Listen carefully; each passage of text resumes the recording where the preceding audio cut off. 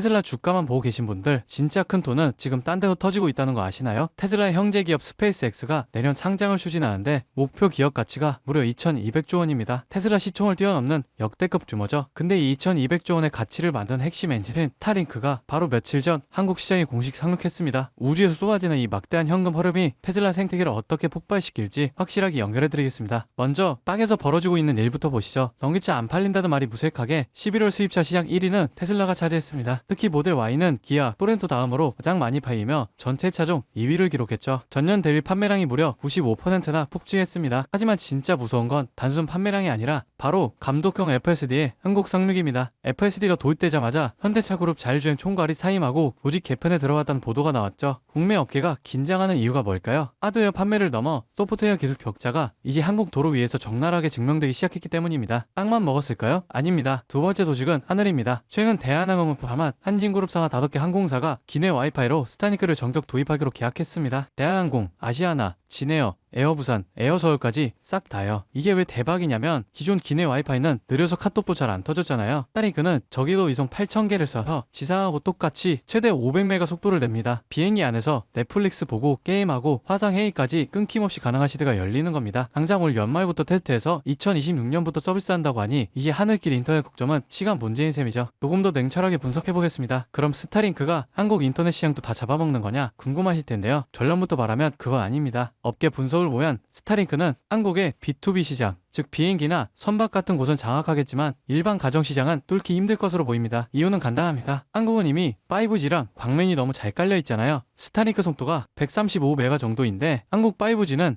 1000메가가 넘습니다. 게다가 스타링크는 장비값만 55만원이 넘고요. 즉 테슬라는 승산 없는 가정용 인터넷 싸움은 피하고 아무도 경쟁하지 못하는 하늘과 바다를 독점해서 알짜배기 수입을 챙겨야겠다는 아주 경리한 전략을 쓰고 있는 겁니다. 자, 이렇게 땅과 하늘에서 돈을 쓸어 담으면 어떻게 될까요? 내년 상장을 앞둔 스페이스X의 목표 시총이 무려 1조 5천억 달러, 우리나라 돈으로 2200조 원입니다. 현재 테슬라 시총을 뛰어넘는 규모예요. 불과 1년에서 2년 만에 가치가 4배나 뛰었는데 그 핵심 동력이 바로 방금 말씀드린 스타링크의 현금 창출력입니다. 한국을 포함해 전 세계 하늘과 바다를 장악함을 벌어들인 돈이 다시 우주 데이터 센터 같은 미래 사업으로 재투자되는 거대한 머니 사이클이 완성된 거죠.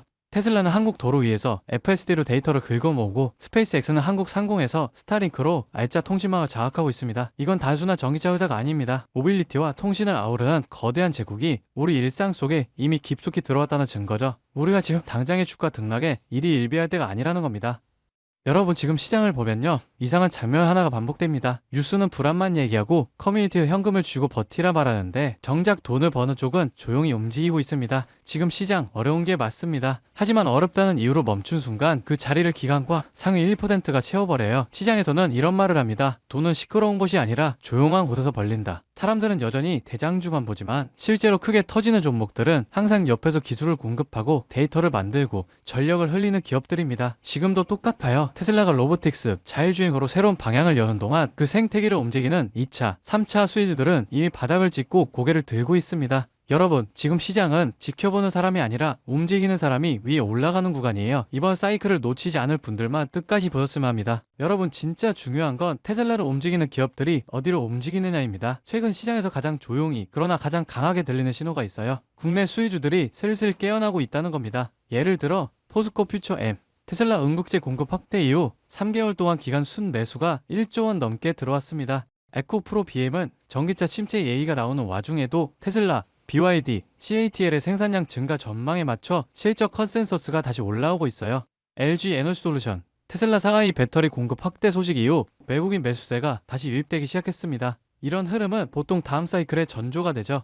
만도, 항우 시스템 같은 자율주행, 전장 수혜주는 아직 시장이 다 보지도 않은 상태에서 이미 바닥 대비 15%에서 70%씩 회복했습니다. 이건 앞으로 몇 년 동안 움직일 AI, 로보틱스, 전기차 인프라 자금의 첫 발걸음이에요. 사람들은 여전히 대장주만 쳐다보지만 실제로 가장 강하게 터지는 건 이런 기업들입니다. 여러분, 이런 건 뉴스 나오고 나서 보면 이미 늦어요. 기관, 헤지펀드, 글로벌 자본은 미래가 아니라 확정된 미래에 먼저 돈을 넣습니다. 그 확정된 미래가 지금 어디에 있느냐? 바로 AI 전력 인프라, 전장, 배터리, 로보틱스 수혜주들이에요. 지금 이 순간에도 소리 없이 준비하고 뒤에서 모멘텀을 쌓아온 기업들이 폭발적인 상승을 위한 차곡차곡 발판을 마련하고 있습니다. 지금 딱 멈춰서서 보기만 한다면 그들은 이미 1% 올라간 고지 위에서 2%, 3%를 준비하고 있을지 모릅니다. 지금 움직인다면 고지 위에 올라설 기회가 실제로 남아 있습니다. 이 기회를 잡으실 방법은 간단합니다. 영상 아래 더보기 버튼 눌러보시면 파란색 링크 하나가 보이실 거예요. 클릭 후 간단한 설문 한 번만 작성해 주시면 핵심 수혜주들의 구체적인 자료와 기관, 외국인 수급, 실적 모멘텀, 다음 사이클의 방향까지 제가 직접 정리한 내용을 순차적으로 전달해 드리겠습니다.